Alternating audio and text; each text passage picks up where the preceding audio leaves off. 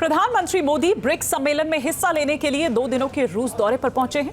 इस दौरान प्रधानमंत्री मोदी और शी जिनपिंग, चीन के राष्ट्रपति शी जिनपिंग की मुलाकात होने की उम्मीद है। इसकी संभावना इसलिए भी ज्यादा है क्योंकि एलएसी पर तनाव खत्म करने के लिए दोनों देशों के बीच सहमति बनी है।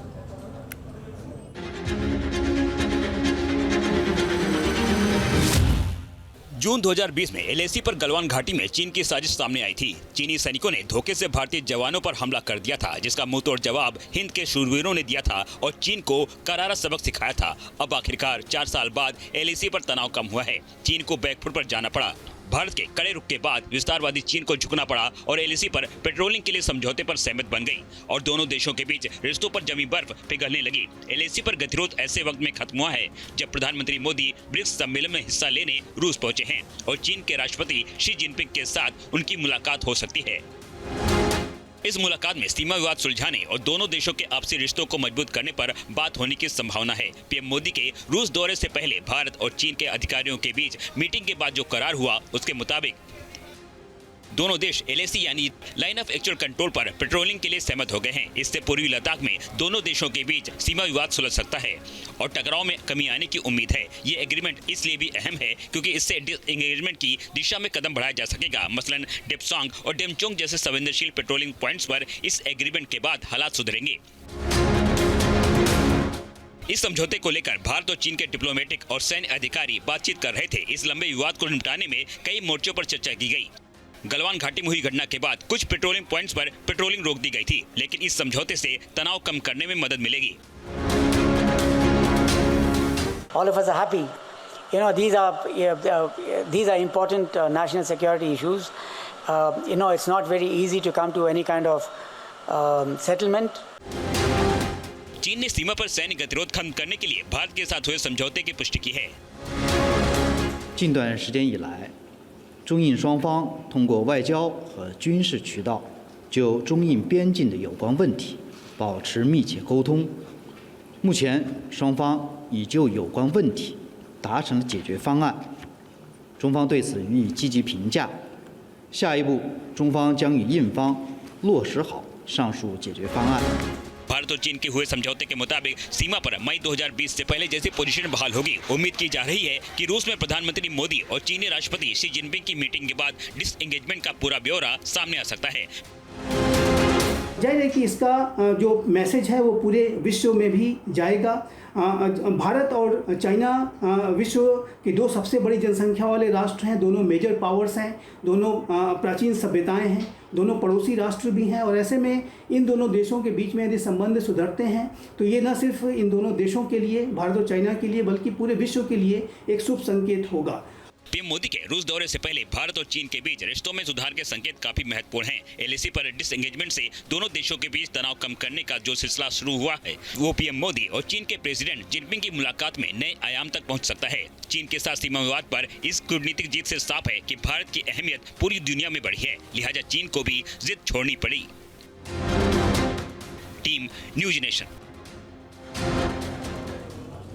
रूस के कज़ान में प्रधानमंत्री मोदी और रूस के राष्ट्रपति व्लादिमीर पुतिन की मुलाकात हो चुकी है।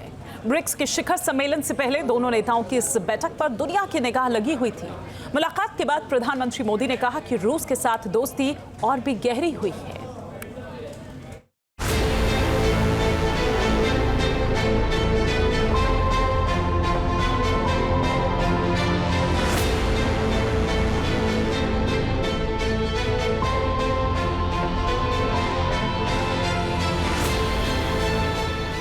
इस दोस्ती में ऐतिहासिक भरोसा है।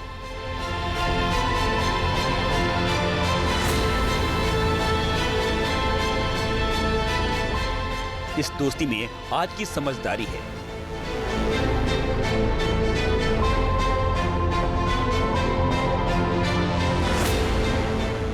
इस दोस्ती में भविष्य की बुनियाद है।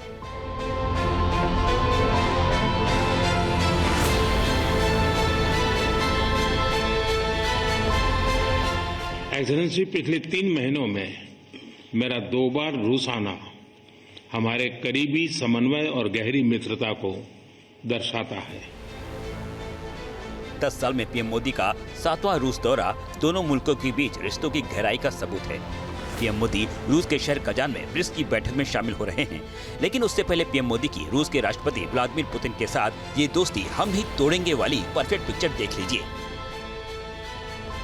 दोनों नेताओं की मुलाकात बेहद अहम वक्त में हो रही है। रूस और यूक्रेन की जंग से लेकर पश्चिम एशिया में संघर्ष और भारत का कनाडा के साथ डिप्लोमेटिक तनाव, इस वक्त दोनों की एक दूसरे की साथ की जरूरत है।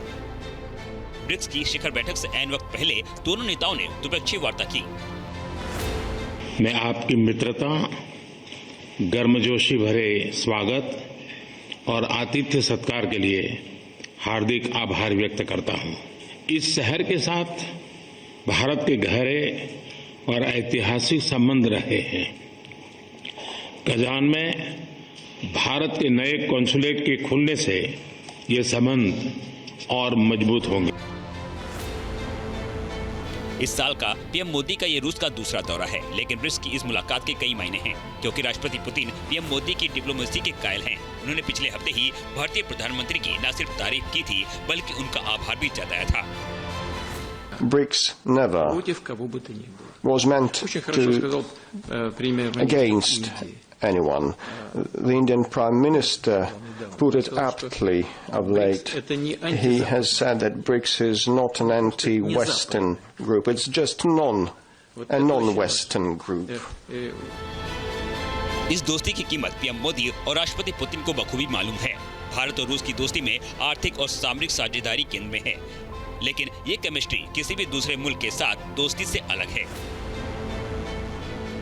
वर्ल्ड ऑर्डर के लिहाज से देखें तो रूस यूक्रेन जंग में भारत अंतर्राष्ट्रीय मंचों पर रूस की आलोचना कभी नहीं करता। रूस भी भारत के हितों को देखते हुए पाकिस्तान को कम से कम तवज्जो देता है। एशिया में रूस अमेरिका की तरह ही नए समीकरण तय कर रहा है और भारत के बगैर ऐसा करना रूस के लिए मुमकिन नहीं है। आर्थिक लिहाज से देखें तो भारत और रूस के बीच द्विपक्षीय व्यापार 65.69 बिलियन अमेरिकी डॉलर तक पहुंच गया है, यानी इसमें से 161% से ज्यादा बढ़ोतरी हुई है। रूस की तरफ से भारत को सस्ता तेल मुहैया कराने की वजह से दोनों मुल्कों पर आर्थिक दबाव कम हुआ है। अब इस दोस्ती को सामरिक नजरिए से भी समझिए। भारतीय सेना के मौजूदा हथियारों में 85% से ज्यादा उपकरण रूस में बने हैं। MiG-21 सुखोई जेट और ब्रह्मोस मिसाइल से लेकर S-400 मिसाइल सिस्टम तक रूस ने भारत की सैन्य शक्ति को मजबूत किया है।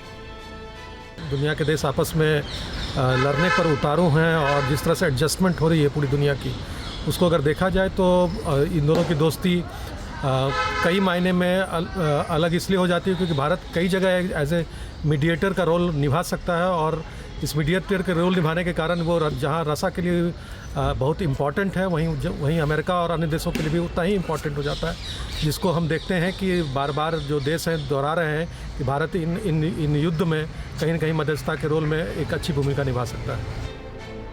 पीएम मोदी और राष्ट्रपति व्लादिमीर पुतिन की इस मुलाकात पर दोनों मुल्क के कारोबारियों की नजर लगी हुई थी। माना जा रहा है कि अगले चरण में इस मीटिंग के बाद 120 वंदे भारत ट्रेन के निर्माण का रास्ता तैयार हो सकता है। ये वंदे भारत ट्रेन रूस की TMH कंपनी बनाने वाली है। इसके अलावा मोदी और पुतिन की वार्ता में दो और मसले हैं जिसमें कई लोगों की दिलचस्पी हो सकती है। भारत और रूस आर्कटिक इलाके में नॉर्दर्न सी रूट पर मिलकर काम करने की दिशा में आगे बढ़ रहे हैं। ध्रुवी इलाके में भारतीय सेलर्स की ट्रेनिंग देने पर बातचीत चल रही है। इतना ही नहीं, भारतीय फिल्म उद्योग के लिए भी ये मीटिंग किसी शुभ समाचार से कम नहीं है। राष्ट्रपति पुतिन पहले ही कह चुके हैं कि वो पीएम मोदी के साथ मिलकर रूस में भारतीय फिल्मों को प्रमोट करना चाहते हैं ताकि भारतीय फिल्म मेकर्स को रूस में फिल्मों की शूटिंग में सहूलियत मिले। Team news nation.